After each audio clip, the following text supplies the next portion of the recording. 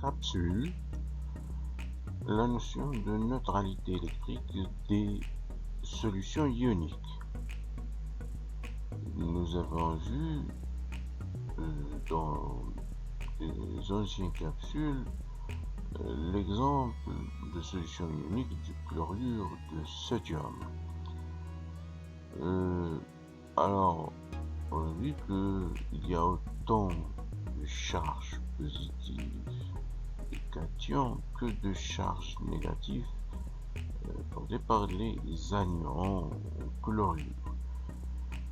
Mais qu'en est-il des autres solutions ioniques? Eh bien, pour voir comment réaliser la neutralité électrique d'une expression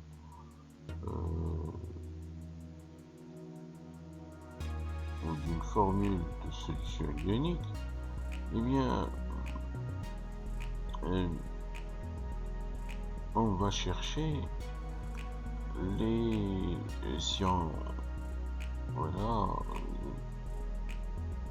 on va chercher les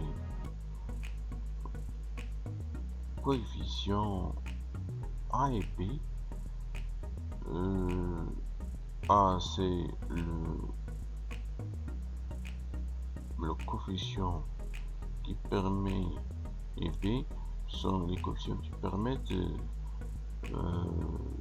d'avoir une formule de solution ionique telle que la quantité de charge des cations plus la quantité de charge des anions égale à 0, c'est-à-dire que la solution est électriquement neutre. Mais pour ce faire, on va voir un exercice où il y a plusieurs exemples et on va voir exactement la méthode à suivre pour réaliser la neutralité électrique des solutions ioniques.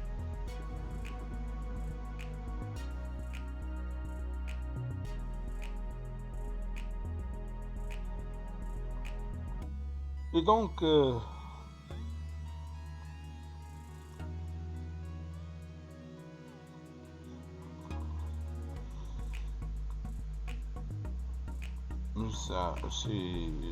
passons maintenant à la définition d'une solution ionique, d'une solution qui contient des ions et des molécules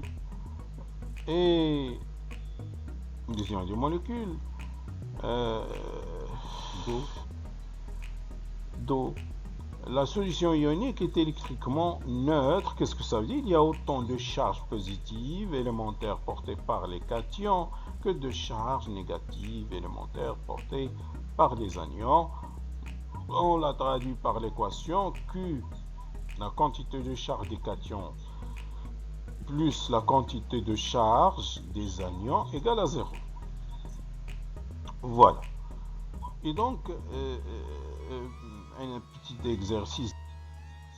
Réaliser la neutralité électrique des formules ioniques suivantes. Premier exemple, la solution de chlorure de sodium, il y en a plus c'est le moins A que. Eh bien, si on a un ion sodium ou un ion de chlorure, eh bien, voilà. Qu'est-ce que ça veut dire réaliser la neutralité? Ça veut dire chercher ces coefficients qui réalisent que la charge totale des cations plus des anions égale à 0. Eh bien, par défaut, on va chercher le nombre d'ions de cations et le nombre d'ions des anions de telle façon que la charge totale soit égale à 0. Et alors, la charge électrique que porte chaque cation et anion de la solution, en mettant par défaut comme coefficient 1 pour l'atome de sodium, et pour l'ion sodium, il y en a plus, et 1 pour l'ion chlorure, c'est le moins, puisque un ion de sodium, il a une charge plus 1E, donc plus 1E, voilà, plus 1E. Voilà, puisqu'il a une seule charge positive. Une seule charge positive. L'ion chlorure, c'est le moins, il a une charge négative, un excédent d'électrons, donc plus moins 1E. Voilà.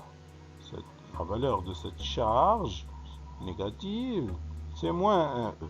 Et donc, la somme, elle est égale à 0. Par conséquent, la solution de chlorure de sodium est électriquement neutre.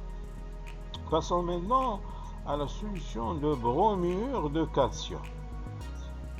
La solution de bromure de calcium, eh bien, qu'est-ce que ça veut dire? Réalise la neutralité électrique de la solution bromure de calcium. Eh bien, c'est chercher les coefficients, ces coefficients, c'est-à-dire le nombre d'ions calcium et le nombre d'ions bromure, la proportionnalité qui représente la proportionnalité de chaque ion dans la solution. Eh bien, comment faire? Eh bien, c'est simple. Par défaut, je vais mettre un ion calcium. Par défaut, voilà, un ion calcium et un ion bromure. Voilà, un ion bromure. Par défaut. Là, j'écris mal avec ces outils. Alors, qu'est-ce que je vais faire? Eh bien, je vais calculer la charge de cet ion. La charge de cet ion, elle est égale combien? Ion calcium plus 2E. Voilà. Et donc ça, c'est un ion de calcium nous a donné une charge totale de plus 2. Un ion de bromure, alors quelle est sa charge? La charge alors d'un ion de bromure, c'est moins 1. Voilà. Et cette charge, elle est de valeur moins 1E. Est-ce que ces deux quantités sont égaux? Non. On veut que la somme soit égale à 0. Par conséquent, un ion de bromure ne suffit pas. Il faut rajouter un autre ion de bromure. Voilà. Alors, quelle est sa charge? C'est aussi moins 1E. Voilà. Alors, le bilan, pour 2, voilà, on a ici 2 ions bromure. Pour 2 ions bromure, la somme de leur charge, elle est égale combien? Moins 2E. La somme, ici, vous donne moins 2E. Voilà. Et un ion de calcium vous a donné plus 2E. Eh bien, la somme, maintenant, elle est égale à 0. La somme vous donnera la somme des cations. Les cations ici, c'est le calcium. Et les anions, c'est les ions bromure. Eh bien, cette somme, ou bien la charge totale de la solution, elle est électriquement neutre, ça veut dire 0. Il est obtenu grâce à combien d'ions de calcium? Un ion calcium pour combien d'ions de bromure? Pour 2. Voilà. 1, plus 1, c'est 2. Voilà. Et donc, la proportionnalité ici, pour chaque cation de calcium, dans la solution, on aura deux anions d'ion bromure. Si on a par exemple ici 1000 ions calcium, eh bien dans la solution, combien on trouvera d'ions bromure qui lui correspond? 2000, on va multiplier par 2. Et si on a 1 million d'ions de calcium, combien d'ions de bromure on aura? 2 millions d'ions de bromure. Ça, ces coefficients, ça ne renseigne pas sur le nombre d'ions effectivement existants dans la solution, mais la proportionnalité du nombre d'ions cations et anions de la solution existant dans ceci. D'accord? Alors, et donc, cette solution, elle est électriquement neutre. Alors, pour faire un peu d'espace, je vais effacer tout ça pour faire la suite. D'accord? Pour le brouillon, je vais effacer tout ça. D'accord. Bien. Revenons au troisième exemple. Eh bien, troisième exemple. Voilà. C'est un exemple du sulfure d'aluminium. Oui, et bien, de la même façon, réaliser la neutralité électrique de cette solution revient à trouver ses coefficients de proportionnalité. Et bien, pour les trouver, de telle façon que la charge des ions aluminium plus la charge des ions sulfate est égale à 0. Et bien, pour le trouver, de la même manière, on va écrire pour l'ion aluminium, on va aluminium Al3+, voilà, on va calculer la charge de cet ion. Voilà. Et combien alors? 3 charges positives. Quelle est la valeur de ces 3 charges positives? Eh bien, ces 3 charges positives, chaque charge positive a une valeur de plus 1E. Et 3 charges positives plus 3E. D'accord. Plus 3E. D'accord. Alors, pour l'autre ion, qui est le sulfate, SO4,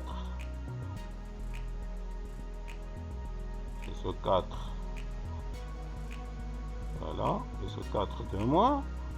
Alors, on calcule sa charge. Hein, il a un excédent de 2 électrons. Alors, quelle est la charge de ces deux charges négatives? Eh bien, c'est exact, la réponse est juste. Voilà, je vais l'écrire. Elle est égale à moins 2E. Et donc, vous voyez que un ion d'aluminium nous a donné 3 charges élémentaires. Et un ion de sulfate nous a donné 2 charges élémentaires. Négatives, bien sûr. Continuons. Un autre atome, ils ne sont pas égaux. Et donc la somme est différente de 0. Un autre ion, d'aluminium, Al3+. Voilà. Quelle est la charge de cet ion? C'est aussi plus 3E. Et un autre ion sulfate, SO4, 2-. Quelle est sa charge? Eh bien, c'est de la même manière, -2. Est-ce que la somme pour 2 ions, c'est-à-dire 1 plus 1, pour 2 ions d'aluminium, quelle est la charge totale de ces 2 ions? Plus 3E, ça fait plus 6E. Et pour 2 ions ici, on a -2E, ça fait -4E. Est-ce qu'ils sont égaux pour que la somme soit égale à 0? Non. Eh bien, quelle est la solution alors? Vous voyez que la somme ici pour 2 ions, hein, le bilan ici, pour 2 ions d'aluminium, eh bien, que vaut la charge totale de ces 2 ions? Elle est égale à plus 6E. La somme, plus 6E, plus 3E, plus 3E. Là, 2 ions de sulfate nous ont donné seulement -4E. Donc, c'est pas égal. Donc, on a besoin d'ajouter un autre ion. SO4. Voilà, SO4, 2-. Voilà, SO4, 2-. Et donc, qui a une charge de -2E. -2E. Et donc, le bilan de ces 3 ions, le bilan de ces 3 ions sulfate, 3 ions, 1, 2, 3 ions sulfate, SO4, 2-. Eh bien, le bilan nous donne combien? La charge totale de ces 3 ions sulfate, -2E, plus -2E, plus -2, combien? C'est -6E. Alors, pour avoir 6 charges positives élémentaires, on a besoin de combien d'ions d'aluminium? 2. Voilà, 2. Et pour avoir 6 charges élémentaires négatives, on a besoin de combien d'ions de sulfate? 3. Voilà, 3. Ainsi, la charge totale des ions aluminium, Al3+, plus la charge totale des ions sulfate, SO4, 2-, elle est égale plus 6E moins plus moins 6E. Voilà, elle est égale à 0. Ça veut dire que la solution du sulfate d'aluminium ça traduit la neutralité électrique de la solution, puisque toutes les solutions ioniques sont électriquement neutres. Et donc, la proportionnalité pour 2 atomes d'aluminium, on trouve dans la solution 3, pour 2 ions d'aluminium, on trouve 3 ions de sulfate. Et pour 2 millions d'ions aluminium, on va trouver 3 millions d'ions sulfate, et ainsi de suite. Donc c'est une proportionnalité et non pas le nombre d'ions effectifs qui se trouvent dans la solution. Quatrième exemple, la solution d'acide citrique. De la même façon, je vais le faire rapidement. Hein, d'accord, je vais effacer tout ce brouillon. Alors, je vais le laisser pour le copier. Alors, d'accord, je vais le laisser. D'accord. Et donc,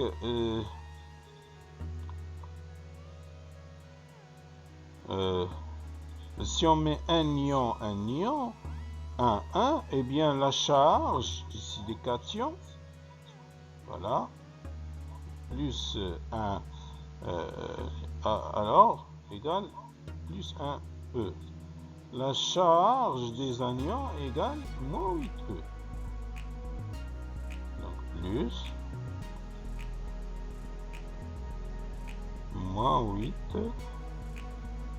Nous, on veut que la somme soit égale à 0, puisque ça, c'est la charge totale de la solution. Eh bien, pour avoir 0, on a besoin de combien de charges positives? Ça, c'est plus 1E. Combien on a besoin de charges positives? On a besoin de combien? De 8 charges. D'accord. Ça doit être multiplié par 8. Qu'est-ce que ça veut dire? On a besoin de combien d'ions? H+, qui nous a donné ces charges positives, on a besoin de 8 charges positives. Et en contrepartie, on a besoin d'un seul ion citrate pour avoir. Sinon, vous faites comme ce raisonnement. Vous avez, voilà, l'autre manière, si ce n'est pas clair, l'autre manière, vous faites comme ce raisonnement. C'est très simple. Voilà. Voilà. Je vais effacer tout ça pour avoir de l'espace. D'accord. D'accord. L'autre manière pour trouver ces coefficients 8 et 1, eh bien, on disait que pour l'ion hydrogène H+, eh bien, sa charge égale combien? Égale 1. Égale 1E plus 1E. Voilà. Alors, pour l'ion citrate, c'est 7 O7 8-. Un ion, voilà, un ion, c'est 7 O7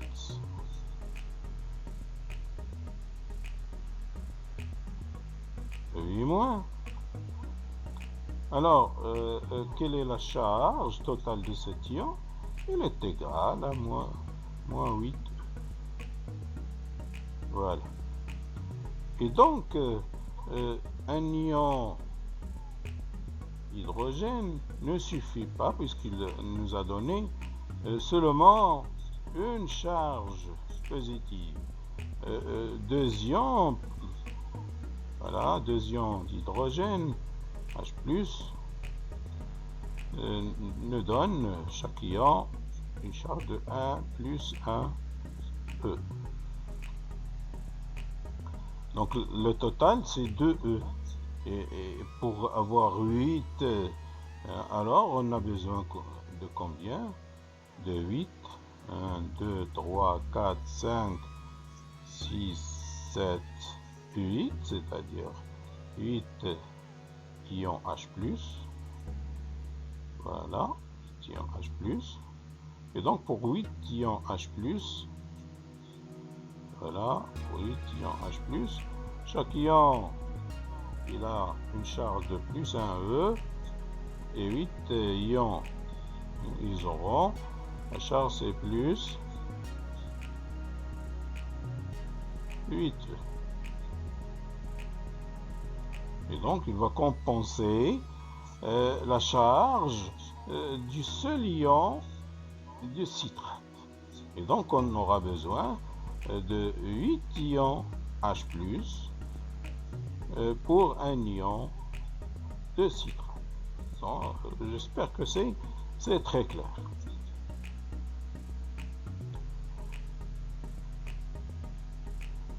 Passons maintenant, je vais effacer tout ça, au dernier exemple, et donc pour que la solution soit électriquement neutre. Passons au dernier exemple, qui est l'exemple d'hydroxyde de magnésium. L'hydroxyde de magnésium, eh bien, de la même façon, un ion de magnésium, voilà, un ion de magnésium, il a une charge de, la charge d'ion de magnésium, G de plus, eh bien, il a deux charges positives ici, à l'exposant. Par conséquent, chaque charge a une valeur de plus 1E et de charge plus 2E. Voilà, deux charges élémentaires. Pour l'ion hydroxyde, un ion hydroxyde H au moins, vous aurez l'occasion de voir en détail cet ion dans les prochains cours, puisqu'il est à la base une propriété d'un type de solution, qui sont les solutions basiques. Voilà, j'anticipe maintenant. Eh bien, la charge de cet ion hydroxyde, il a une charge, un excédent, une charge négative, moins, et donc sa charge c'est moins 1E. Voilà. Et si vous avez un autre ion hydroxyde, voilà, un autre ion hydroxyde, H au moins, il aura une charge qui est moins 1E. Et donc au total, pour deux ions hydroxyde, voilà, deux ions hydroxyde, H au moins, voilà, et ils auront, alors quelle est la charge de ces deux ions? C'est moins 1E, moins 1E, c'est combien? Moins 2E. Voilà, moins 2, qui compensera la charge d'un seul ion de magnésium. Et par conséquent, les coefficients qui réaliseront la charge totale de cette solution est nul. Un ion de magnésium pour combien d'ions d'hydroxyde? Deux ions d'hydroxyde. Et ainsi, la solution sera électriquement neutre. Voilà. Ainsi, enfin, cette capsule. Au revoir, à la prochaine.